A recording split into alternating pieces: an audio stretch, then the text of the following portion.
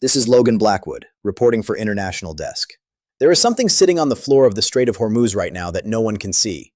It is not a warship. It is not a tanker. It is not a blockade line. It is a mine, a naval mine, planted by Iran's Revolutionary Guard in the world's most critical oil waterway. And according to the Pentagon, there are enough of them, in enough locations, that fully clearing the strait will take 6 months. 6 months. This morning, Trump announced that U.S. Navy minesweepers are actively hunting for those mines right now, and that he has tripled the pace of operations. He also announced a shoot-to-kill order for any Iranian boat caught laying new ones. But here is the detail that changes everything. According to intelligence reports, Iran itself has lost track of some of the mines it planted. It cannot tell you exactly where they all are, which means, even if Iran wanted to fully reopen the Strait of Hormuz today, even if a deal was signed, the ceasefire formalized, and the blockade lifted, the waterway might still be a live minefield. You cannot negotiate your way around a mine you cannot find. In the next few minutes, I'm going to show you exactly what Iran's mine operation looks like, how many mines have been laid, where they are, and what they are designed to do, why the U.S. mine-clearing operation is more dangerous and more complex than any announcement from Washington suggests, and why the existence of these mines, even in small numbers, may be the single greatest obstacle to restoring normal oil flow through Hormuz, regardless of what happens politically between Washington and Tehran. Stay with me, because this is the dimension of this crisis that most people have not fully understood. Think about a road. You and your neighbor have been fighting for months over a disputed boundary. It has gotten ugly. He has put up barriers. You have blockaded his driveway. Lawyers are involved. Negotiations are scheduled. Then one morning, you discover that your neighbor, during the dispute, buried explosive devices under sections of the road. He did it in the dark. He did not mark them all. And now, even if you both agree to stop fighting, even if the lawyers reach a deal, even if everyone shakes hands, you cannot use that road safely until every single device is found and removed. And he is telling you, I might not remember exactly where I put them all. That road is the Strait of Hormuz. The buried devices are Iran's naval mines, and the global economy, which depends on 20% of its oil moving through that road every single day, is being told it may have to wait 6 months before the road is safe. Here is what we know about Iran's mine operation, and why it represents a threat that outlasts any ceasefire. Iran began planting naval mines in the Strait of Hormuz in early March 2026. U.S. military intelligence sources first reported mine-laying activity on March 10th. That same day, a bulk carrier operating 36 nautical miles off Abu Dhabi reported a nearby splash, followed by an explosion, the first confirmed maritime mine incident of the conflict. Trump responded immediately, demanding that Iran remove the mines and warning of consequences. U.S. forces destroyed 16 Iranian mine-laying vessels in the days that followed, but the mines those vessels had already planted remained on the seabed. The mines Iran has used are not crude or simple. They are modern naval mines, designed specifically for deployment in shallow, high-traffic maritime choke points. Some are moored mines, anchored to the seabed at a fixed depth, detonated by contact or acoustic signature when a large vessel passes above. Others are bottom mines, sitting directly on the seabed, triggered by the magnetic or pressure signature of a ship hull passing overhead. They do not expire.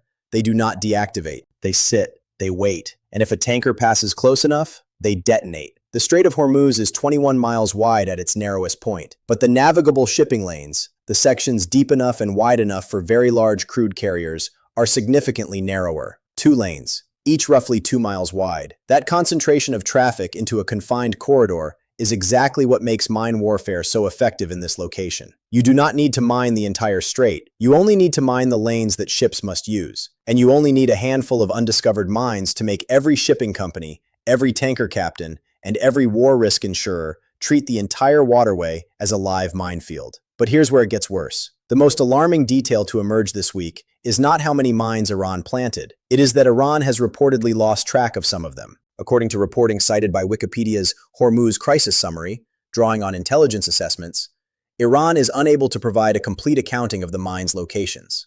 This is not unusual in mine warfare. Mines can drift. Mooring lines can break. Bottom mines can be displaced by currents. In the stress and chaos of an active conflict, exact records are not always kept. The practical consequence is profound. Even if Iran agreed tomorrow to provide the U.S. Navy with a complete map of mine locations, a significant geopolitical concession in itself, that map might be incomplete. And an incomplete map of a minefield is, in practical terms, almost as dangerous as no map at all. Let's go through the receipts. Receipt number 1. The scale of Iran's mine deployment and what it has already done to shipping confidence. The mine threat became operational in early March. Within days of the first confirmed incident, war risk insurance premiums for vessels attempting to transit the strait surged to levels that made crossing commercially unviable. Major shipping firms suspended operations entirely.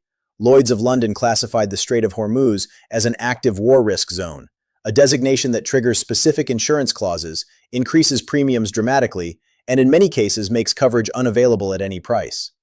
The psychological effect of mines extends far beyond their physical presence. Mines are uniquely terrifying weapons for maritime operators because they are invisible, they are passive, and they require no active decision to trigger. A mine does not need a soldier behind it. It does not need a command. It simply waits. And that passive, invisible threat changes the calculation for every captain, every shipping company, and every insurer, independently of how many mines are actually present. Emma Salisbury, a scholar at the Foreign Policy Research Institute's National Security Program and a fellow at the Royal Navy Strategic Studies Center, put it plainly. You don't even have to have laid mines. You just have to make people believe that you've laid mines. And she added, even if the US sweeps the strait and says everything's clear, all Iran has to do is say, well, actually, you haven't found them all yet. There is only so much the US can do to give that confidence back to commercial shipping. That is a weapon with no off switch. The physical mines can potentially be cleared. The psychological effect of the mine threat, the uncertainty, the doubt, the insurer's hesitation, does not disappear when the last mine is removed. It lingers, and it will linger in insurance premiums, in route decisions, and in tanker scheduling for months after any formal clearance is declared. Receipt number 2.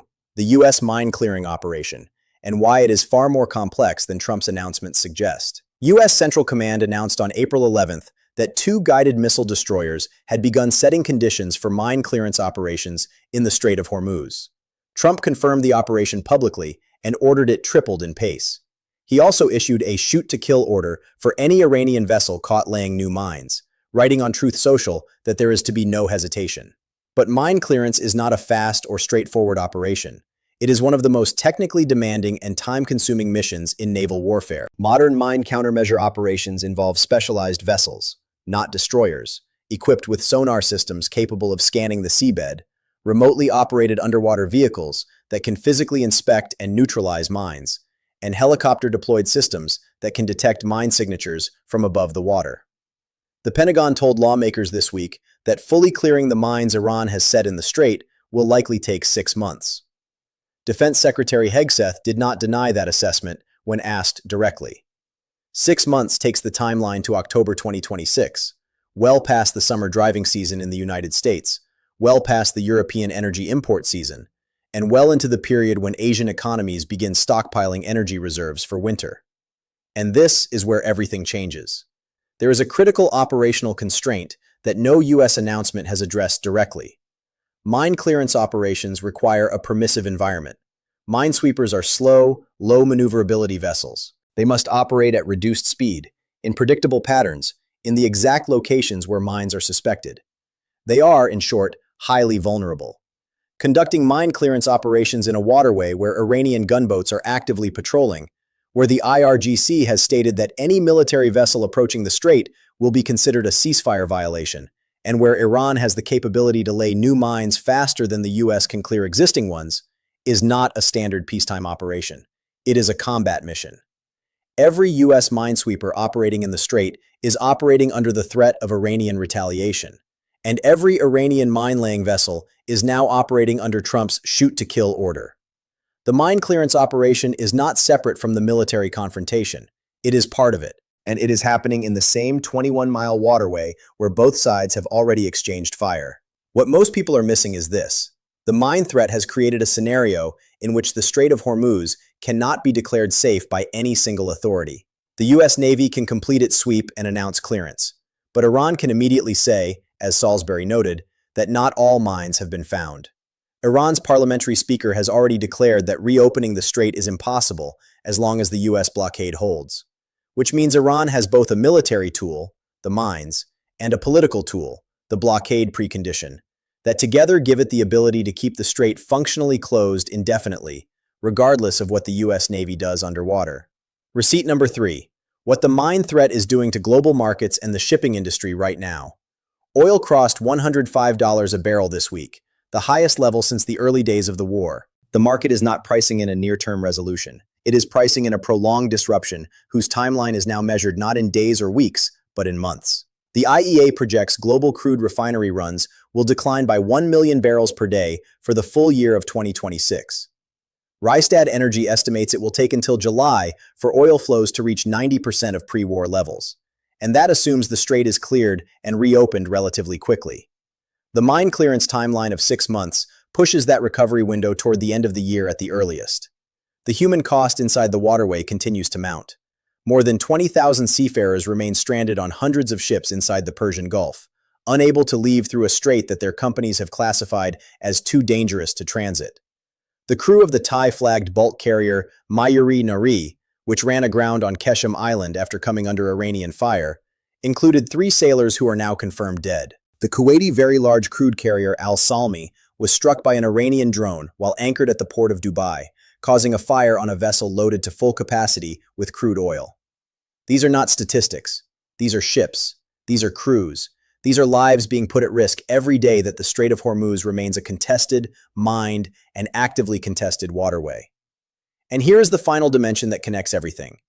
The mine clearance operation, the naval blockade, the ceasefire, the collapsed Pakistan talks, the shoot-to-kill orders, the ship seizures, all of these are happening simultaneously, in the same confined geography, with no overarching framework governing any of them.